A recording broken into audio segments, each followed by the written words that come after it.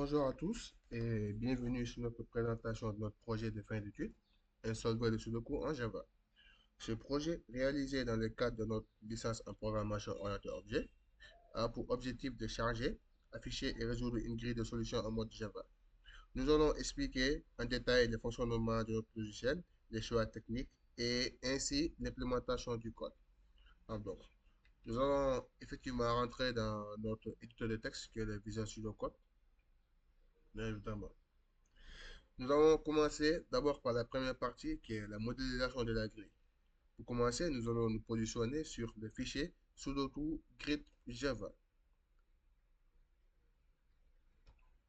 Ce fichier définit effectivement le modèle qui encapsule la grille de Sudoku.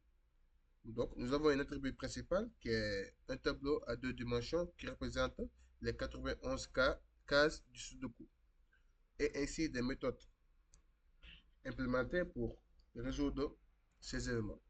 Nous avons la méthode setValues qui permet d'attribuer une valeur à une case après vérification que celle-ci est comprise entre 0 et 1. Nous avons la méthode getValues qui renvoie la valeur d'une case donnée.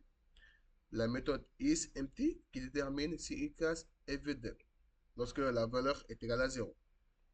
Et enfin, la dernière méthode qui est la méthode getGrid qui renvoie une matrice complète effectivement pour un accès direct. Ce découpage nous permet de centraliser la gestion de la grille et de garantir que toutes les opérations sur la grille se font en respectant les contraintes du Sudoku. Ce modèle est ensuite utilisé par l'ensemble du projet pour le chargement, l'affichage et la résolution. Passons ainsi à la deuxième partie qui est le chargement de la grille. Effectivement. Nous avons deux fichiers qui génèrent l'importation de la grille de Sudoku, à savoir le fichier file sudoku loader et console sudoku loader. Nous allons nous positionner d'abord sur le fichier file sudoku loader. D'accord. Ce fichier va implémenter la méthode de load from file qui permet de charger une grille depuis un fichier texte. On aura plusieurs étapes qui permettent de résoudre cet élément, à savoir la vérification de l'extension du fichier qui doit être forcément à .txt. On a la vérification de l'existence du fichier sur le système, une lecture du fichier ligne par ligne avec la méthode bufferreader, avec bufferreader qui fait un découpage de chaque ligne en 9 valeurs. On a aussi la conversion des valeurs en entier avec contrôle pour s'assurer qu'elles sont comprises entre 0 et 9. Sinon, on aura une exception qui sera levée. À la fin, un message de succès sera affiché pour voir si le chargement s'effectue correctement. Passons au deuxième fichier qui est le console sudoku loader. Cette classe va permettre à l'utilisateur de saisir la grille manuellement via la console. Le code va demander à l'utilisateur de saisir 9 chiffres qui sera séparés par des espaces pour chaque ligne, avec une validation immédiate pour le format et la validité de valeur.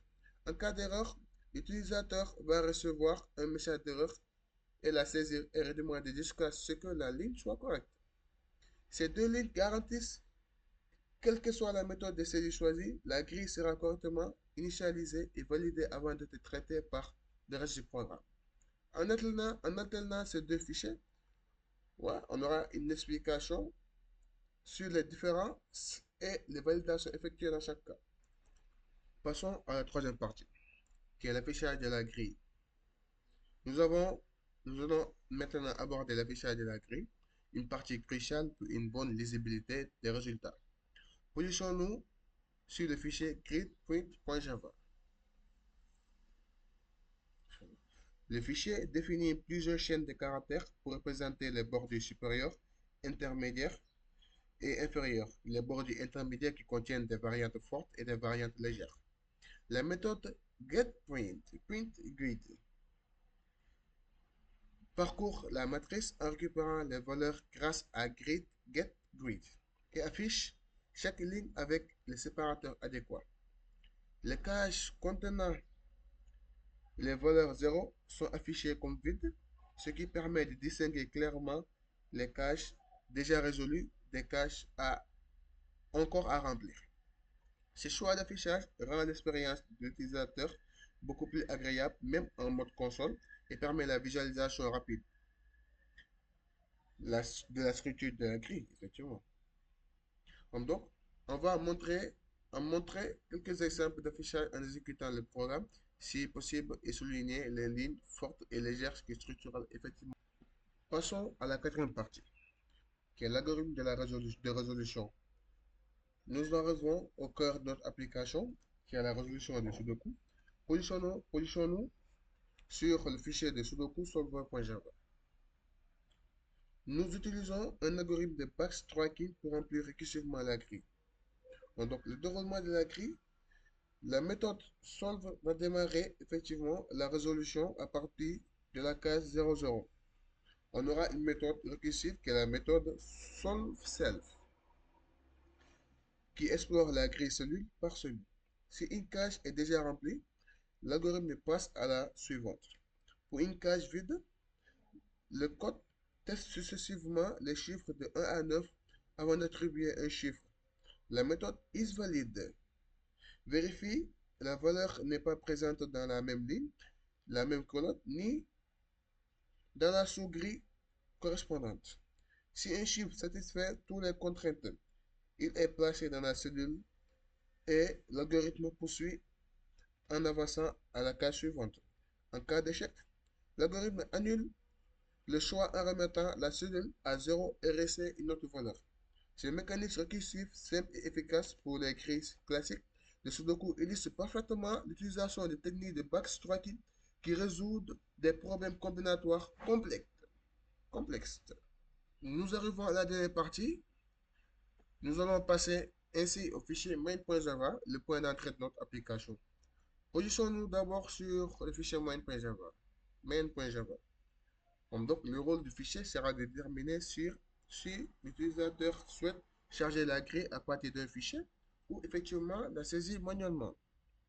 Donc, on va appeler l'une des deux chargeurs qui est l'un qui va effectuer le jeu de Sudoku en chargeant un fichier ou effectivement permet à l'utilisateur de saisir manuellement les éléments de la grille.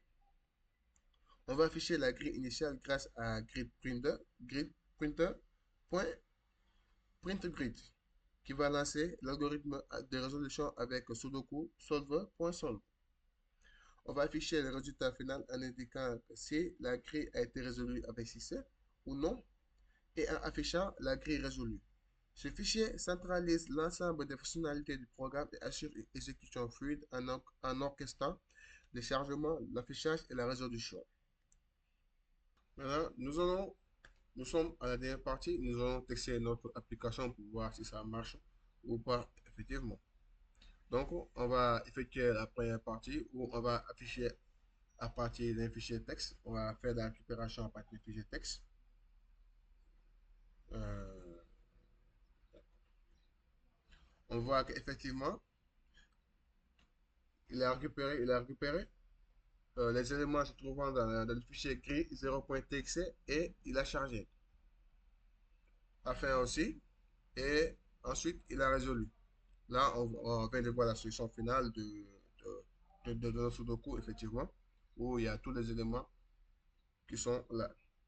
On va aussi afficher aussi la deuxième partie, qui est la partie où l'utilisateur doit saisir manuellement tous ces éléments.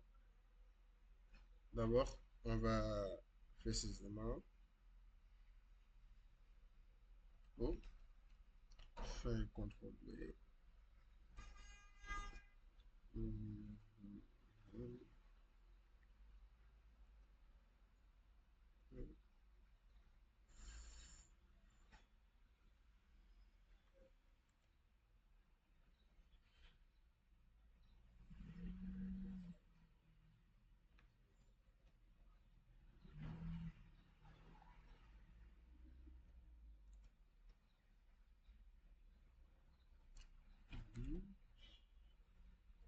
Là, je dois saisir toutes les informations nécessaires. Et enfin, et voit qu'effectivement que ça a marché.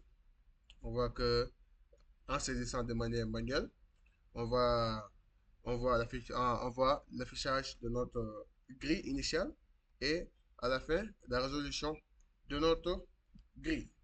Ceci marque la fin de notre projet où on a eu à élaborer différentes parties, notamment avec la modélisation de la grille, l'affichage de la grille, à savoir les différentes techniques de saisie de grille, à savoir à le charger via un fichier texte ou bien à permettre à l'utilisateur de les saisir manuellement.